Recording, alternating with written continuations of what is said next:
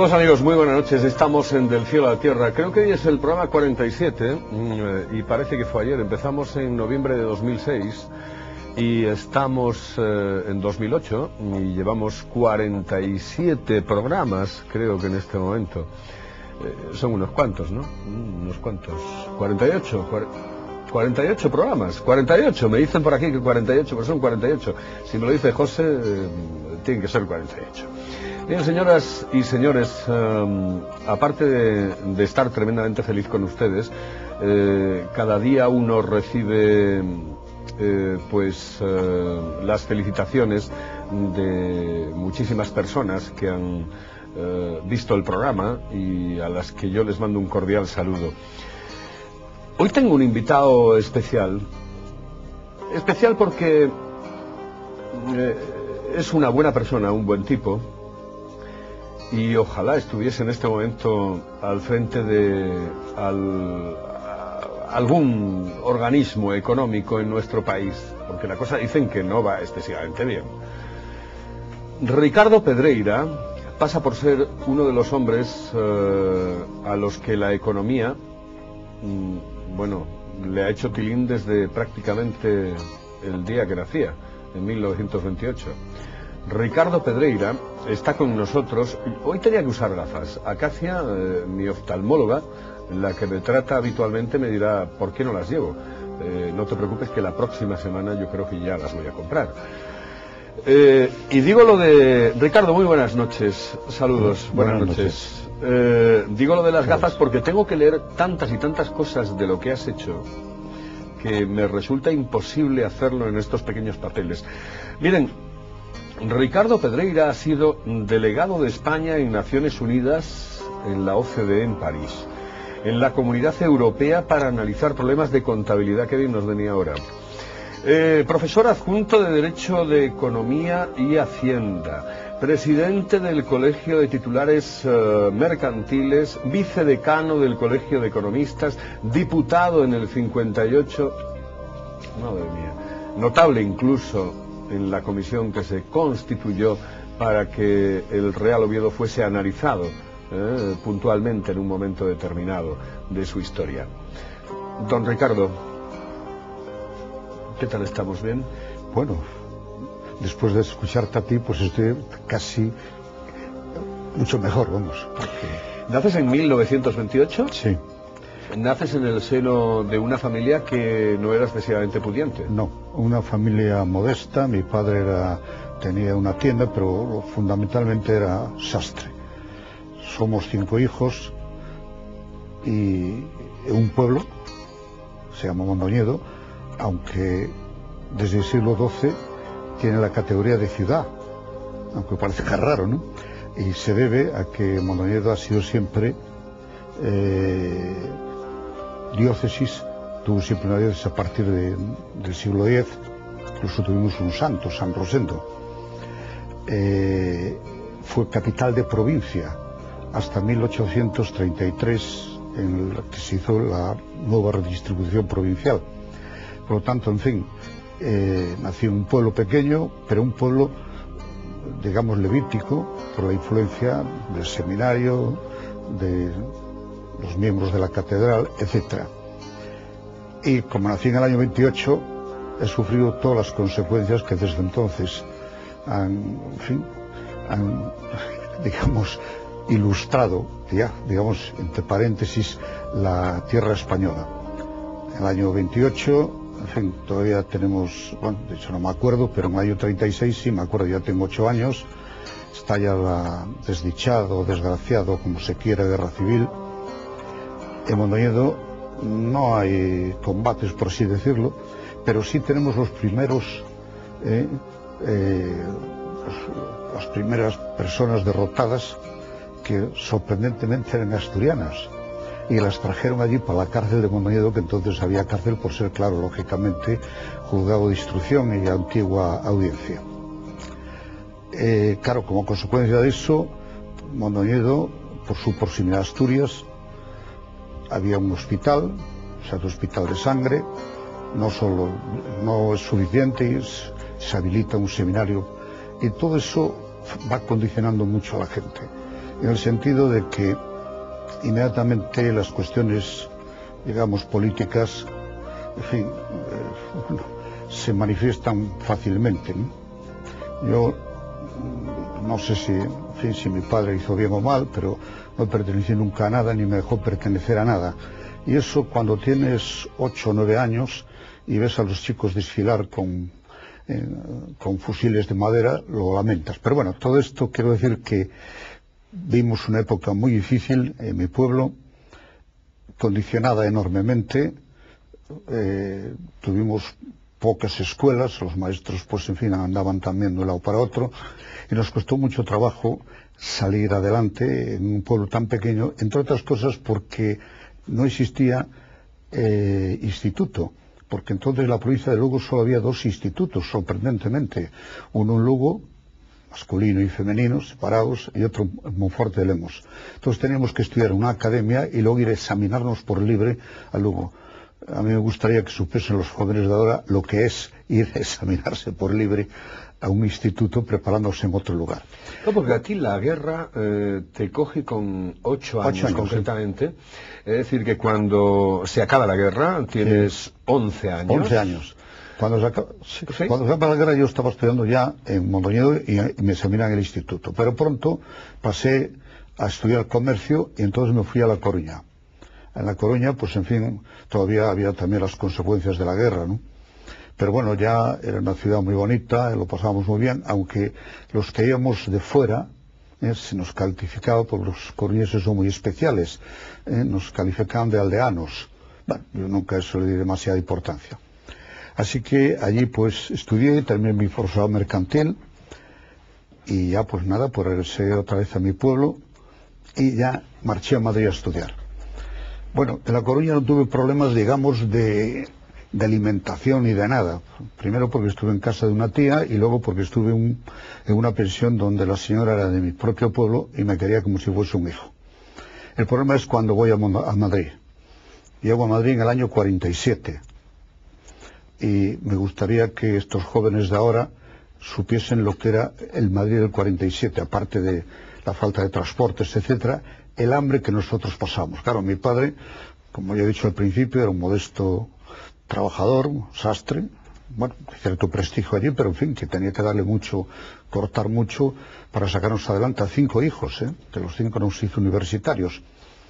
Y entonces, claro, tuve una pensión allí, una pensión, lo cuento ahora para ver las desgracias que una guerra civil trae consigo. Por no teníamos ni calefacción en la pensión. Entonces yo conseguí aprender a estudiar en la cama, sin dormirme. Por eso puedo leer en cama horas sin dormirme. Esa es la consecuencia de que en Madrid hacía un frío enorme. Fue una época realmente curiosísima. Ahora pues parece que el clima ha mejorado. Es eso del famoso cambio climático. ¿Te acuerdas cómo se llamaba la pensión aquella? Sí, se llama pensión Vascongada, y por el nombre parecía que íbamos a comer muy bien y tal. Bueno, eso es una de ellas, pero estuve en muchas pensiones porque, en fin, íbamos de un lado para otro, porque claro, buscamos siempre las más baratas y las que mejor y tal.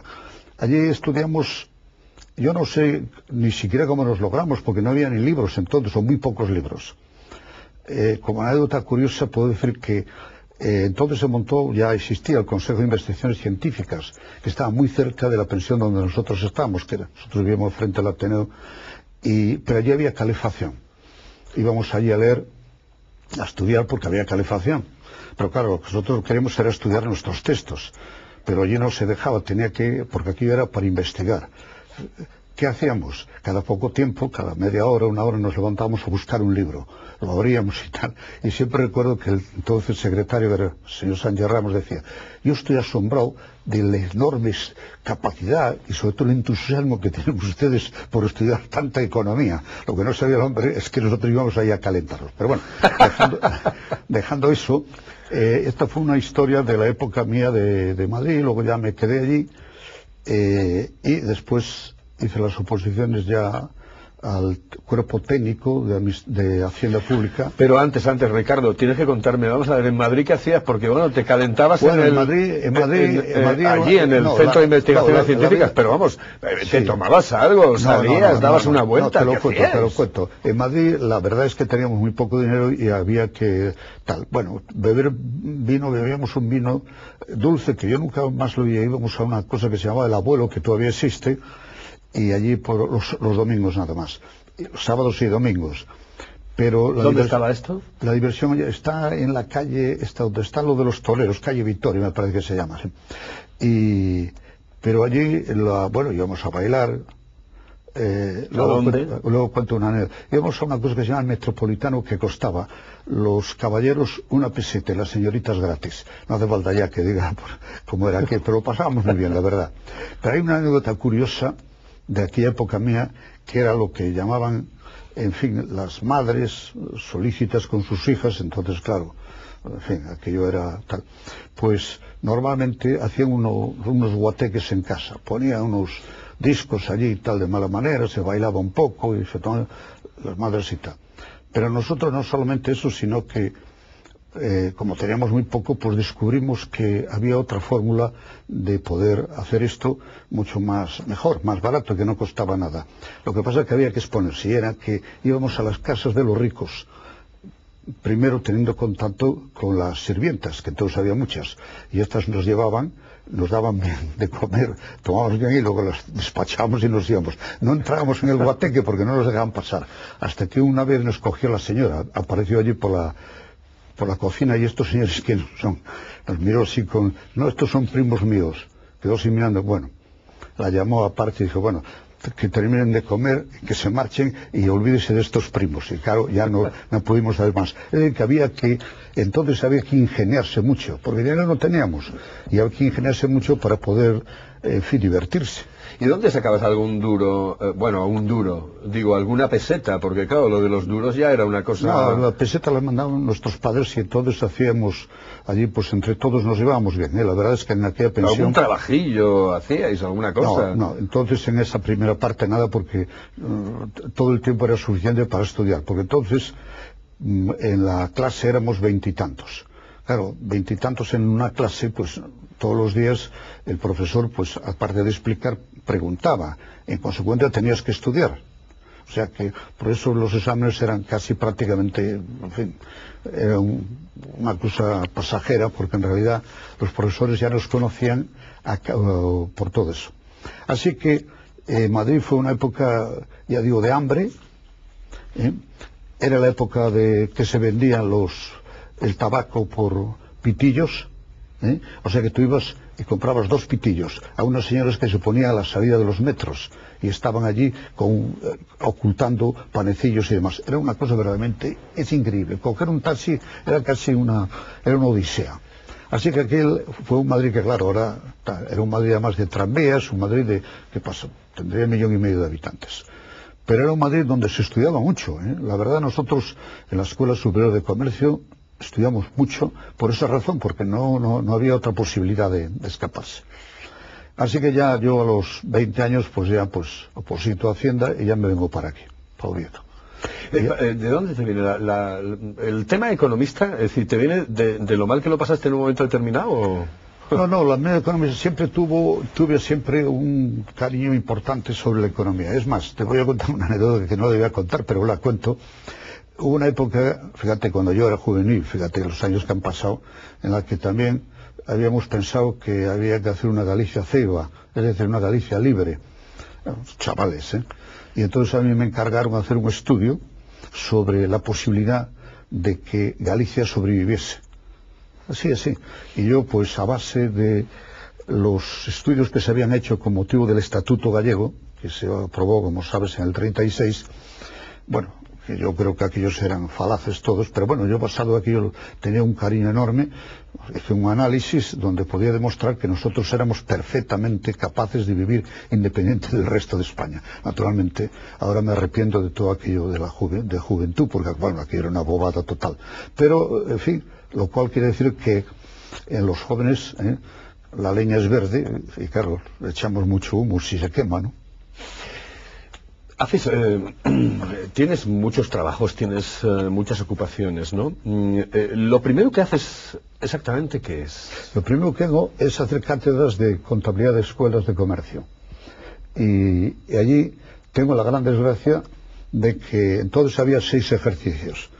Yo tenía 21 años, escasos 20 y tantos años, y fui a esa oposición y llegué al 6º ejercicio, sorprendentemente para mí, porque mi preparación no era bastante eficiente, pero por lo que se ve los otros no eran así demasiado. Bueno, en definitiva, que me anularon. Entonces, en ese momento conozco yo a la persona que luego va a ser mi maestro y maestro de muchísimos economistas españoles, que se llama Fernández Pirla, don José María Fernández Pirla, que saca, por supuesto, el número 1. Y entonces es el que me mete a mí en Hacienda. Me dice, mira, como las cátedras a lo mejor tardan 4 o 5 años en volver a ser convocadas, ¿por qué no haces las oposiciones a técnicos de Hacienda? ¿Y eso qué es? Bueno, vente conmigo a casa. Fui a su casa, me lo explicó, y dice, y además, dice, tienes que opositar, tienes que ganar la oposición, tienes que sacar un número determinado y tienes que venir para Oviedo. Coño, perdón, caramba. Dije, oye, esto no será demasiado, ¿no? Y efectivamente, pues las cosas salieron bastante bien. Saqué las oposiciones, saqué un buen número y pude venir a Oviedo directamente. ¿Te vienes a Oviedo en qué año? En el año 51. ¿Qué te acuerdas de Oviedo, de aquel Oviedo? Aquel era un Oviedo pequeñín, un Oviedo casi tal. Vengo además a una pensión en la calle Marqués de Pidal, una pensión que se llama Casa Fala. Yo venía de Madrid tan hambriento que pesaba 57 kilos y cuando volví a Mondoñedo, pasar las vacaciones de agosto, ya pesaba así como 60 y tantos, es decir, 64. Oye, pero ¿qué pasa? Que en Oviedo... El pote, la fabada. La fabada. Aquella señora nos daba muy bien de comer. Recuerdo que en aquella pensión estaba también el padre de Álvaro Cuesta, que era una gran persona, además un hombre muy cariñoso y del que tengo un gran recuerdo, aunque ha muerto hace poco tiempo. Bueno, Dios lo tenga en su seno. ¿Y cómo era ese Oviedo? ¿Cómo era el Oviedo aquel? ¿Cómo era el Oviedo? Ese Oviedo? Era un Oviedo que, en fin, que prácticamente de paseo, mucho paseo. Dábamos mucho paseo ahí en la... Bueno, era un Oviedo que había tranvías, como es natural, ¿no? Y paseábamos mucho... ¿De dónde iba el tranvía? ¿A dónde? Oye, había muchos tranvías, pero el que bajaba por la calle Toreno, que siempre con alguna frecuencia se le saltaba el trole, ese yo creo que iba hasta la parte del ayuntamiento. Yo creo que iba hasta el ayuntamiento y luego subía por allá arriba y tal. Pero bueno, pero había uno muy importante que era el que iba a Coyoto, que era el que más usábamos a veces. Y entonces lo que se hacía eran los paseos. Había muchos paseos en el Paseo de los Álamos y en la parte esa de abajo. Prácticamente antes de ir a comer paseamos. Y luego a las 7 de la tarde el paseo. Y luego no había más que el cine. Bueno, y luego lógicamente... ¿Al cine dónde ibas? Al cine había aquí muchos cines, pero el más barato era el de Santa Cruz. El Santa Cruz, yo no sé si le conociste tú, sí. Llegaste a conocerle. Bueno, pues ahí el Santa Cruz, y luego pues bueno, había el Aramo, en fin, la Filarmónica, todos esos, prácticamente muchos de ellos que bueno, han desaparecido casi. ¿Bailar todo. ¿Dónde bailabas? Bueno, bailar, bueno, al principio pues íbamos a bailar a un sitio muy curioso que se llama el Babel, y otro que había aquí, que yo no me acuerdo del nombre, el Palacio de no sé qué, el Palacio de... donde está ahora, yo creo que está ahí ahora... Aquí en Fontán.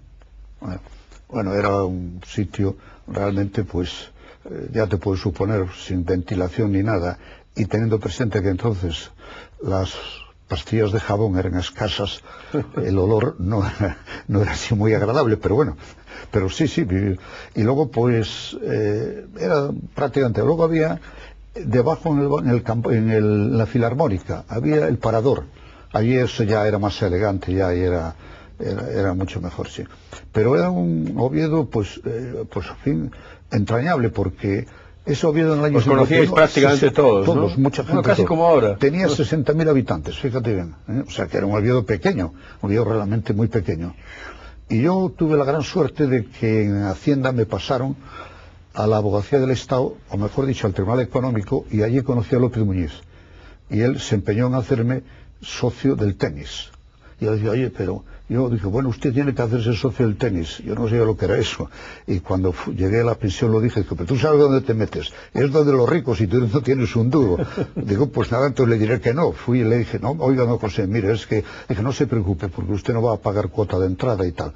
De momento, porque va a ser una cosa que llamaban transeúntes o no sé cómo, una cosa que pagabas un poquitín más y estaba. Y ahí fue donde empecé yo a tomar contacto con más gente de Oviedo. ¿Y a Gijón, por ejemplo, no te ibas alguna vez? Alguna vez fui a Gijón, porque además estuve destinado en Gijón también, en la Delegación de Hacienda de Gijón, como inspector y como administrador de rentas públicas, o sea, el segundo de a bordo de la delegación. Pero Gijón, yo siempre viví en Oviedo. Con lo cual no quiero hablar mal de Gijón, digo que Gijón es muy bueno, muy cariñoso, yo he estado muchas veces allí, fui a dar muchas conferencias y tal, pero a mí me da la sensación que, bueno, que mi vida está más adecuada aquí en Oviedo. En Oviedo entonces se conocía a todo el mundo, ¿eh? Y lo que pasa es que, claro, allí, como tú sabes muy bien también, te recordarás, el Peñalba era el lugar pues donde todos, y en el Peñalba era muy curioso porque había peñas, pero de distintos estamentos, digamos, o distintas profesiones. Era muy curioso eso. Era una ciudad encantadora, ¿eh? La verdad es que era encantadora. Oye, ¿qué se inspeccionaba en Hacienda de aquella? Porque... Bueno, entonces yo no era inspector, era técnico. La inspección lo hice después porque dentro de ahí, para ascender después me hice previa oposición, que era una oposición restringida entre funcionarios técnicos, liquidador de utilidades. Ahí ya no pude estar aquí, tuve que estar en Gijón, por eso estuve tiempo en Gijón.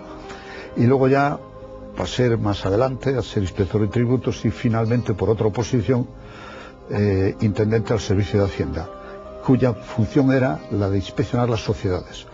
Así pues yo he peleado mucho con las altas empresas asturianas, que no hace falta saber cuáles son porque son prácticamente las mismas que existían entonces. Hombre, las mismas no, porque han ido desapareciendo muchas, ¿no? Desapareciendo muchas. Y bueno, me llevaba bien con ellos y pagaban bastante bien, o sea que no había problema. De todos los trabajos que has tenido, ¿cuál es el del que te sientes más orgulloso? Bueno, del que más orgulloso estoy, sin duda alguna, es de ser catedrático, ¿no?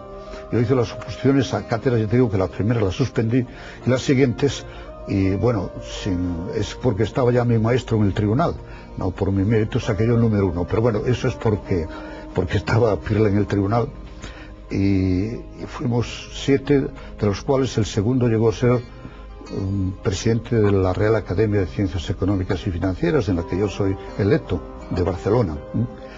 Y de eso es lo que más me orgullo, porque es donde realmente uno tenía esa vocación. Y durante mucho tiempo estuve en la escuela, fui director de la escuela, primero secretario, luego director, en fin, qué sé yo, director 2 veces, 12 años, o sea que realmente... Y ahí escribí algunos libros de contabilidad, no demasiado buenos, porque la verdad es que los libros no son modélicos, es decir, que no.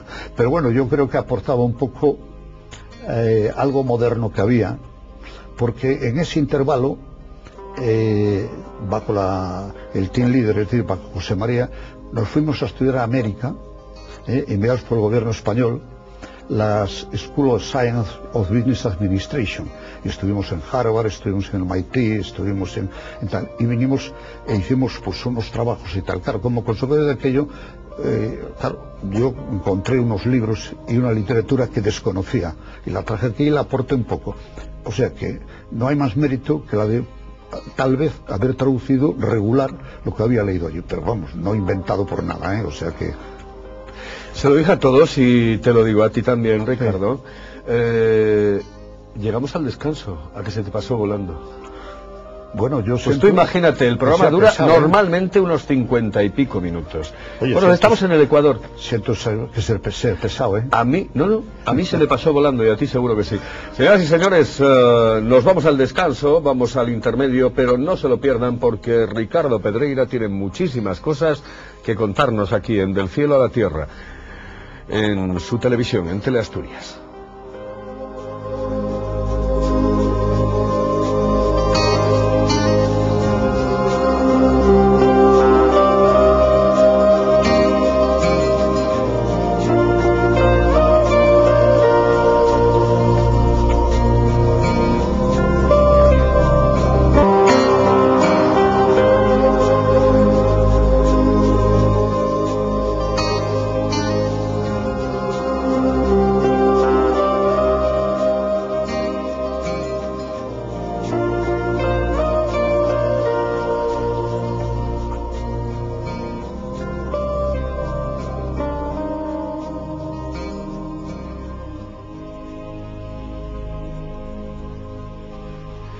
Pues señoras y señores, seguimos adelante, continuamos adelante. Claro, es que como tiene tantos cargos, o sea, ha tenido tantos trabajos, es muy difícil después comprimirlo en tan poco tiempo.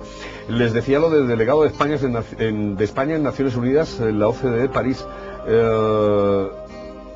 Esto, Ricardo, supongo que habrá sido una experiencia terrible, vamos, terriblemente buena. Sí, te explico lo que es. Esto es que tanto la OCDE de París como las Naciones Unidas decidieron que hay que regular o tratar de ahormar la información financiera que emiten las empresas, las grandes empresas, las empresas multinacionales o como llaman allí las transnacionales.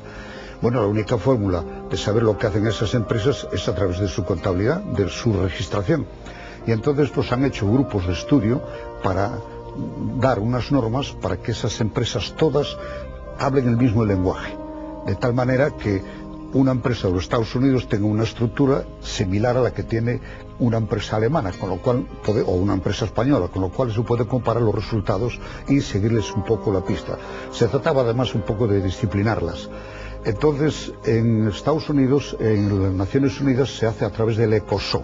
El ECOSOC es el Consejo Económico y Social y hay lo que se llama el Centro de Empresas Transnacionales. Y en la OCDE es el Centro de Empresas Multinacionales, que es la diferencia. Multinacionales se llaman aquí en Europa y transnacionales en Estados Unidos. Entonces, ¿qué se hace? Bueno, pues se les dice, el balance debe contener estas partidas. Estas partidas tienen que estar valoradas de esta y de esta otra forma, para que puedan ser comparables entre sí. Ellos no dicen que haya una cosa única, un lenguaje único, sino que un lenguaje armonizado. Bueno, esto es lo que hemos estado haciendo, estudios monográficos, etcétera, etcétera, y bueno, que sería muy largo explicar. Y sin embargo en la Comunidad Económica Europea ya es distinto, porque... Analizar problemas de contabilidad. Sí, es decir, hacer problemas, por ejemplo, ¿cómo se contabiliza, vamos a suponer, el leasing? ¿Cuál sería la fórmula más idónea para que el leasing se contabilice en los distintos países y se pueda hacer la comparación de lo que se hace en cada uno de ellos? Y esto, claro, requería esta serie de estudios. La diferencia está en que Naciones Unidas, claro, son todos los países, y en la OCDE, bueno, países se hace un grupo nada más, ¿no? Y en la OCDE, pues son los países solamente desarrollados, o sea que allí no y tal. Pero lo que se trataba era eso, de tratar de que toda la información financiera, es decir, todo lo que resulta de sus balances, de las cuentas de pérdidas y ganancias, del estado de origen y aplicación de fondos, de los flujos de caja, etcétera, sean iguales, sean comparables. Cuando estabas en París y estás en la Comunidad Europea, en esta... No, en la Comunidad Europea viene luego después, a Bruselas.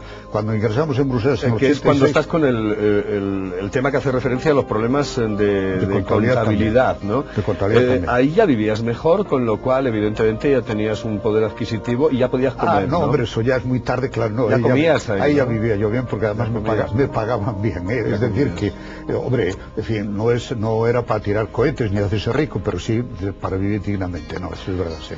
Profesor adjunto de Derecho y Economía de Hacienda, esto... 20 años explicando eso, casi llego a sabérmela.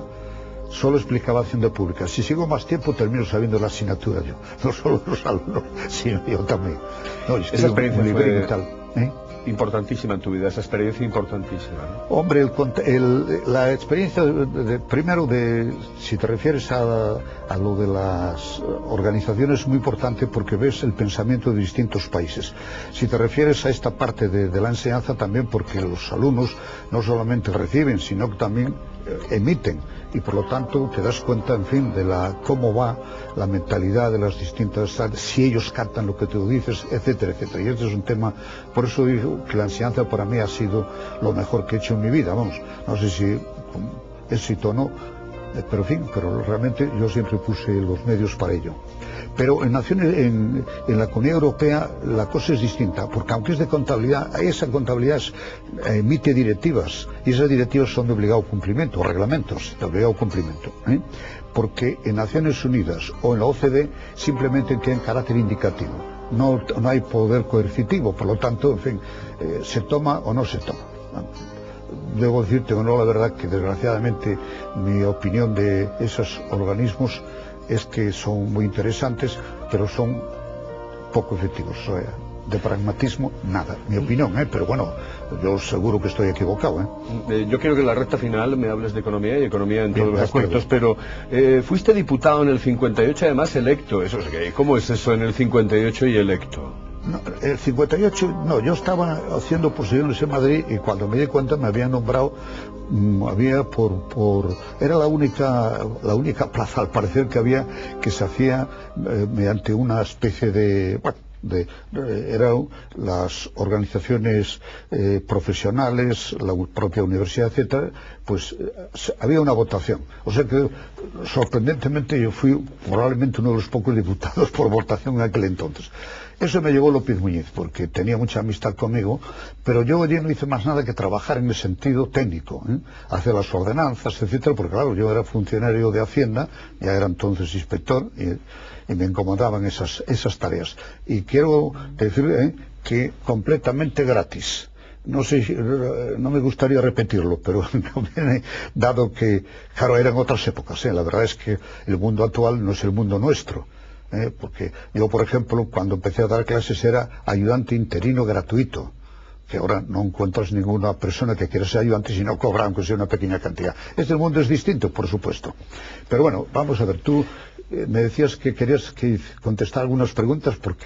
Sí, después yo quiero hablar contigo, sí, evidentemente. No, en cualquier caso, a mí me gustaría saber si antes se defraudaba mucho. ¿Cómo? ¿Se defraudaba mucho? ¿No? Bueno, verás, la cuestión de la defraudación es una cuestión porque, también claro, de la guerra civil. Has sido inspector de Hacienda. Es también de la guerra civil, es una cuestión de la guerra civil. Eso nos llevaría casi otros 50 minutos para explicártelo, porque eso lo he publicado reiteradas veces. Y es por una razón. La guerra civil hizo que los precios, que hasta el 36 habían sido bastante equilibrados, en el 39 no tenían absolutamente nada que ver. Porque claro, la inflación fue tremenda y tal. Consecuencia, como había lo que se llamaba una contribución especial de beneficios extraordinarios, los empresarios, como siempre, optaron por una cosa, y es mentir. Entonces, cuando las contabilidades dejaron de ser fiel reflejo de la realidad. No lo digo de las grandes empresas, pero las grandes empresas tal vez utilizaban otra técnica que no es cosa de explicarte, porque, pero sí, había fraude. Con lo cual no quiere decir que se haya extinguido. El fraude no se extingue casi nunca, es muy difícil extinguirlo. Pero de todas formas, hoy, a través del cross-control, es decir, a través de numerosos los inspectores tienen unos medios suficientes para poder, en fin, detectar el fraude. En general, en general. Ahora, hay casos específicos que escapan, eso no se puede. Yo fui inspector regional, quiere decir que era el jefe de los inspectores y sé perfectamente, que éramos 9 en toda España en aquel entonces, y sé perfectamente la dificultad enorme que hay de la de combatir el fraude. ¿Se le metían muchos paquetes al ciudadano de aquello? ¿Quién, yo? ¿Te refieres a mí o los no? No, yo era bastante benévolo, en el sentido, lo que pasa que lo que procuraba, era convencerles de que realmente, en fin, era conveniente pagar y explicarles las razones en fin, la mayor parte de las veces, como comprenderás, no hacían caso ninguno, porque el contribuyente está normalmente en una situación, pues en fin, de muy nerviosa y te oye como quien oye llover, vamos, eso seguro. Lo único que le preocupa es saber al final cuánto tendría que pagar. Ricardo, ¿el euro nos ha machacado? ¿Perdón? ¿El euro nos ha machacado un poco? Hombre, no, yo creo que el euro, verás, mira, el euro hubo aquí una reunión de la SNEF, que es la Asociación Española de Entidades Financieras, y nos encargaron al maestro Velarde y a mí, que como aprendiz, es decir, para rellenar un poco, ¿no?, que hablásemos sobre la posibilidad de España de entrar en el euro. Nosotros llegamos a la conclusión, separadamente y sin hablar con nosotros, que era imposible. No cumplimos ninguno de los requisitos que se establecía. Pues mi gran sorpresa fue que los cumplimos. Ahora bien, ¿qué ocurrió entonces con el euro? Bueno, el euro tuvo dos problemas. Primero, tiene una fase que es buenísima para España y una fase que es muy mala para España. La fase buena es que por lo menos no nos permite emitir deuda y hacer barbaridades de política monetaria, porque estamos controlados por el Banco Central Europeo. Y lo difícil fue que, claro, sobre todo el redondeo, el famoso redondeo. Y bueno, lo sabéis perfectamente. El café valía tanto, 100 pesetas, pues no, 1 euro. Pero claro, 1 euro son 166 pesetas. Por ejemplo, vamos, no sé si este caso es válido o no, pero bueno, podría ser uno de ellos. Ahora es un poco más, incluso. Se ha aumentado el 66%. Claro, eso fue una inflación soterrada, que tuvimos que soportar y que eso ha generado bastantes problemas en este puñetero país. Pero bueno, perdón, en este magnífico país. Y lo que ocurre es lo siguiente, pero las ventajas yo creo que son superiores a la tal. Entonces, pero eso, Ricardo, ¿cómo se lo puedes explicar al ciudadano de a pie? Al ciudadano de a pie le puedes explicar que gracias a eso no hay devaluaciones, gracias a eso, pues en fin, hay momentos difíciles, pero nosotros Pero aquello de la devaluación no era bueno en un momento determinado. Nunca fue bueno. Una devaluación nunca es buena, porque una devaluación consiste en que hay una enfermedad y que hay que curarla, y para que curarla se devalúa. Es como, en fin, tú tienes fiebre y te dan un medicamento para que te baje la fiebre. Dice, hombre, el medicamento es bueno, sí, pero lo mejor sería no tener fiebre, ¿no? Si no tuviese fiebre no aplicaba el medicamento. Bueno, pues el euro en ese aspecto fue fundamental, y además por los costes de transacción. Tú, por ejemplo, comprabas a cualquier otro país y la moneda iba por aquí, iba para allá, en fin, los que viajaban por ahí lo saben perfectamente. Y ahora no tienes ese problema, y ese problema es una ventaja enorme. Eso además tiene otra ventaja también, y es que ahora, para combatir los problemas económicos del país y sobre todo los problemas derivados de la posible inflación o de la iniciación de la inflación, solo se puede hacer a través de la política fiscal. La política fiscal tiene dos vertientes. Una parte, los ingresos. Se cobran los impuestos, tasas, contribuciones especiales, en fin, todo. Y se invierte, o sea, se hace el gasto. Claro, la parte relativa a los impuestos puede ser más o menos elástica, es decir, puede crecer más o menos, pero siempre tiene una condición. Donde hay que entonces hacer las labores en el gasto. Entonces, al tener el euro que no se puede jugar, ahora si se quiere combatir la inflación, no hay más remedio que actuar sobre el gasto. Es decir, que hay que evitar que el gasto sea siempre productivo, que no haya gasto improductivo. Sin embargo, los Estados Unidos, por ejemplo, que tienen el dólar, pueden devaluar su moneda, hacer que se exporte más. Sí. Y los ingleses. Y se importe menos. Y los ingleses, por ejemplo. Pero bueno, ¿hasta qué punto eso no es más interesante que lo que nos está pasando a nosotros dentro de la Comunidad Económica Europea? Es que el euro, en fin, claro, la comparación siempre del euro es con el dólar, porque el dólar era siempre la moneda de reserva, y como sabes bien es donde se pagan los petróleos, etcétera, etcétera. Y el euro pues se hizo precisamente para combatir al dólar en una Europa unida, con excepción, como sabes muy bien, de Inglaterra, y si no recuerdo mal, yo creo que Noruega, que tampoco está en la comunidad, y yo creo que es Suecia y Dinamarca. No me hagas mucho caso porque estoy citando un poco de memoria. Entonces, claro, los americanos se dieron enseguida cuenta que con cuando se inició el euro prácticamente era equivalente al dólar. Y se dieron cuenta enseguida entonces los americanos que Europa les estaba comiendo su mercado. Los alemanes vendían más coches que nadie, los italianos les mandaban el vino y el aceite, los franceses también el vino, etcétera. Y dijeron, oye, este asunto hay que combatirlo. ¿Cuál es la forma de combatirlo? Devaluando el dólar, dejando que flote libremente. Primero nada que flote. Como consecuencia de eso, ¿qué ha ocurrido? Que el enorme déficit que tiene América es un déficit que viene un poco equilibrado, o sea, poco disminuido precisamente por la diferencia con respecto al euro. Es decir, que los americanos, la exportación americana la hemos promocionado, las importaciones americanas pues las hemos, en fin, se han castigado y no se importa. Con lo cual, profesor, me da la sensación de que la devaluación tampoco es tan mala, ¿no? No está mala, pero no está mala, no, lo que está mal es tal vez la comparación euro-dólar. Lo que tal vez tendría que hacer el Banco Central era ver la forma de equilibrar, que haya un mayor equilibrio. No hace más que pedírselo, pero pedir a los americanos que suban el dólar, para que la comparación con el euro sea en la luna, porque en fin, en definitiva es un mercado libre y el mercado libre tal. Pero Europa también puede utilizar tal. Pero ¿qué pasa en Europa? Tú lo lees perfectamente. Uno de los elementos básicos, es decir, uno de los fines básicos del Banco Central Europeo es combatir la inflación.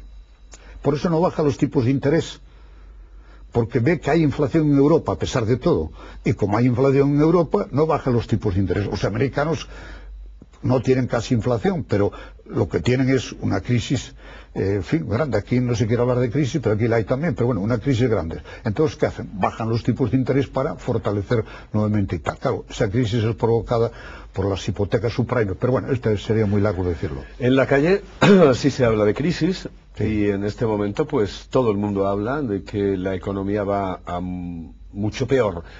¿Hacia dónde vamos? Hombre, no hay que... Bueno, en fin, es muy difícil. Mira, los economistas, decía un economista siempre famoso, que los economistas pronostican muy bien lo que pasó el día antes.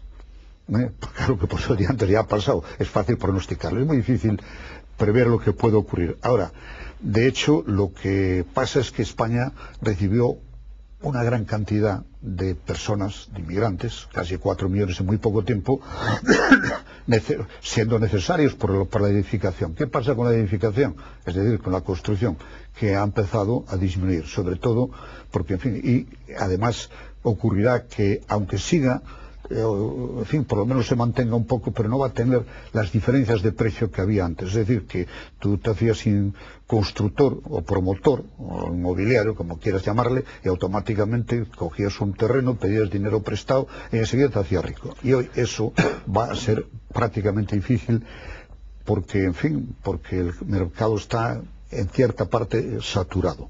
En cierta parte nada más, porque hay muchos pisos vacíos, como tú sabes muy bien.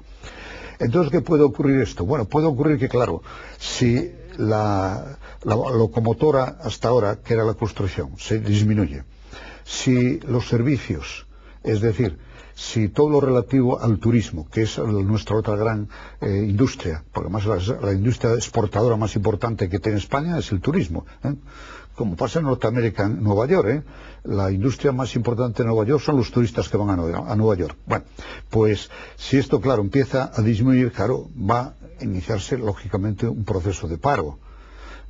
Si este paro, además, va ligado a la inflación, lo que se llamaba antes la stagflation, es decir, que entonces, claro, la cosa se pone grave. Pero hay que pensar que en la economía no funciona siempre, ni así, ni es horizontal, es una forma ondulada, una forma de senos, ¿no?, seguidos. Entonces ahora en este momento estamos en esta parte baja. Es muy posible que eso pueda durar 2 años, o como máximo 3, pero luego volveremos otra vez a crecer. El problema es ¿cuántos años? Yo creo que 2 o 3 años, menos de 2 o 3 años. Los ciclos económicos casi siempre son desde que se inicia, y eso tiene una duración entre 5 y 8 años. Como llevamos tantos años de prosperidad, ahora nos toca el año de depresión. Eso, en fin, teóricamente. Luego en la práctica ya sabes tú que hay muchos elementos que condicionan esto y te cambian todo, y pueden ocurrir, ¿no? Yo creo que, en fin, vamos a pasarlo mal. Por eso hay que procurar que todos hacer sobre todo todas las instituciones públicas. Nosotros haremos lo que podamos, claro, pero las instituciones públicas tienen que contener el gasto como sea. No el gasto de bienestar social, porque ese, lógicamente, es esencial ya a la persona. Ya desde el año 20 y tantos, que lo pusieron de moda los ingleses, la llamada welfare economics, o sea que no deben estar hasta ahora, y ahora ya se ha solidarizado, y eso no se puede cambiar, al contrario, hay que mejorar. Pero hay otra serie de gastos improductivos. Yo estoy asombrado cuando veo algunas comunidades autónomas, no cito ninguna, que hacen excursiones con empresarios a sitios donde realmente allí no van a comprar nunca nada, ni van a vendernos nunca nada. Porque realmente tal. Yo tuve ocasión de ver una comunidad autónoma, que no digo cuál, en Cuba. Quedé asombrado. Un montaje tremendo. Yo que estaba en Cuba, porque estaba entonces en la Universidad de La Habana. Ya sabes que yo soy profesor invitado de la Universidad de La Habana, también para explicarles contabilidad. O sea que mi función fue... No sé si sabré contabilidad o no, probablemente no, pero bueno, por lo menos me llaman para que la explique. Entonces, allí he visto cómo se malgasta un montón de millones de pesetas, que no tiene sentido malgastarlas. Yo no digo que no se vaya a una feria de muestras, pero que se vaya con un coste mínimo. y buscando una rentabilidad. No solo la rentabilidad momentánea es imposible, pero cara al futuro. Pero hombre, haciéndolo, pero sin unos gastos excesivos. Y eso es lo que tienen que ir aprendiendo las distintas comunidades. Y como no hagan eso, el país no tardará en levantarse más. Ricardo, tú estuviste en la comisión de los notables del Real Oviedo. Sí, ahí estuve también. Ahí pusimos bien de manifiesto que aquello era, que estaba en quiebra, vamos. Estaba en disolución clara. Afortunadamente no se disolvió, o sea, acudió al concurso de acreedores.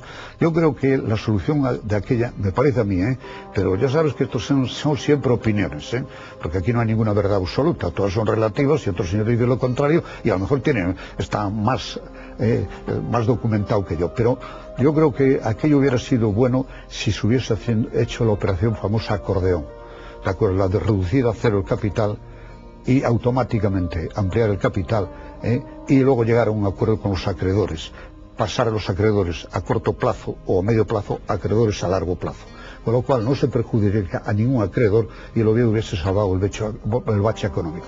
Bueno, esta es mi opinión, esta es mi opinión, pero ven, hay señores más listos que yo, sin duda, vamos, de eso no pongo la menor duda, que tendrán otras soluciones. Pero a lo mejor alguno no hubiese cobrado. A lo mejor alguno no hubiese cobrado. Bueno, pues no hubiese cobrado, no. Cobrar podían haber cobrado todos. Lo que pasa es que hubiesen perdido el capital, si te refieres a eso. Es decir, que un señor que tenía, vamos a suponer, 200 millones en acciones, quedaba cero. Tenía que volver a poner poner el dinero. Pido perdón a veces porque a veces se me va estas palabrotas que no es corriente en mí, pero bueno. Es que no has visto todos los programas, ¿no? Esto es una cuestión espontánea, o sea que no está aquí, esto no es una conferencia ni nada. Y entonces, eso lo tener, pero no perdería los créditos. Esa es mi opinión, no perdería ninguno de los créditos. ¿Las sociedades anónimas en el fútbol fueron buenas o no? Yo creo que en principio la idea no fue mala, lo que fue mala es la aplicación.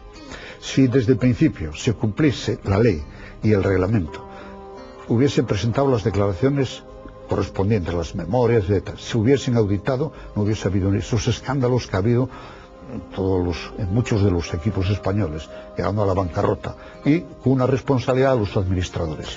Es decir, si el seguimiento de Hacienda o de la Seguridad Social hubiese sido el mismo que para el ciudadano de a pie, con los equipos de fútbol, a lo mejor no estábamos donde estamos.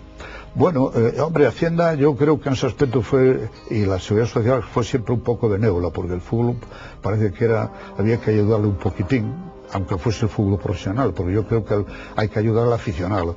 Y fue un poco ahí, tal vez, bueno, pues digamos que fue un poco benévola.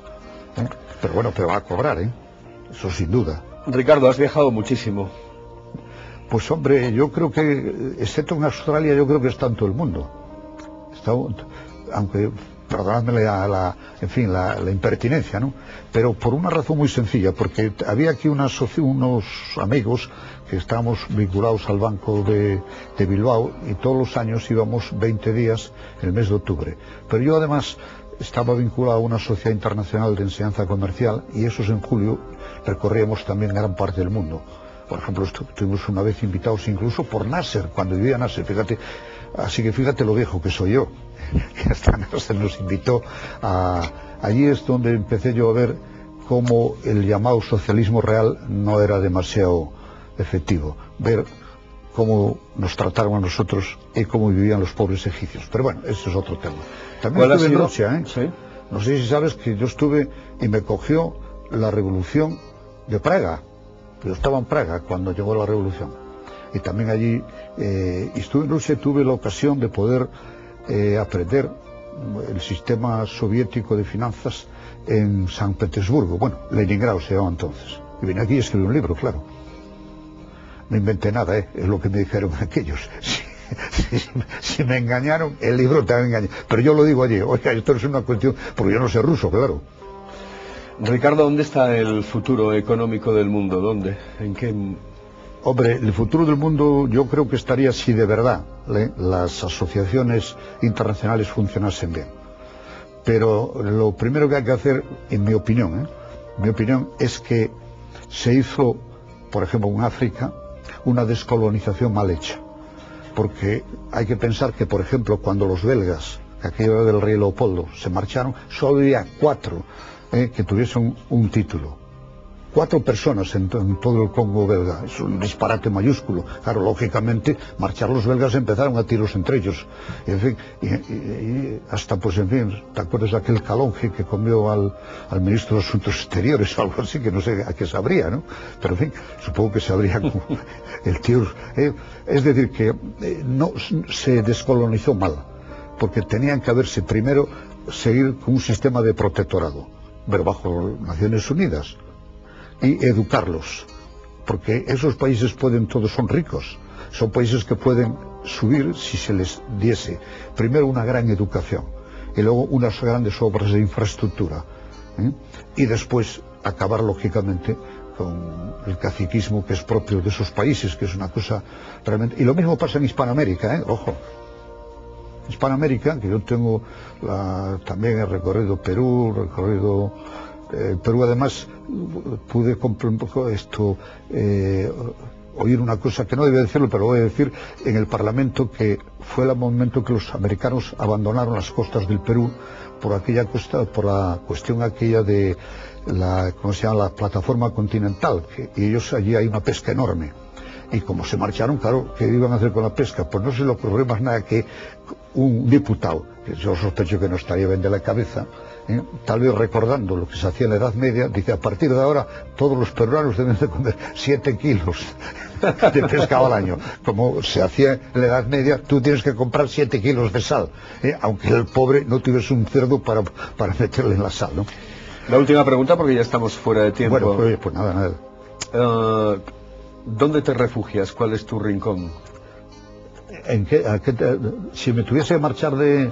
No, ¿dónde te refugias habitualmente? ¿Cuál es el sitio en el que te gustaría o en el que te gusta estar cuando... Hombre, yo sinceramente... Realmente te quieres abstraer un poco de todo. Yo tengo 2 sitios que son básicos. Uno, donde yo he nacido, Mondoñedo, al que voy yo con mucha frecuencia, e incluso publicamos un periódico, etcétera, bueno, bimensual, y otro, Oviedo. Yo pude marcharme de aquí muchísimas veces y, bueno, vine, puedo decirlo, vine con cierto temor.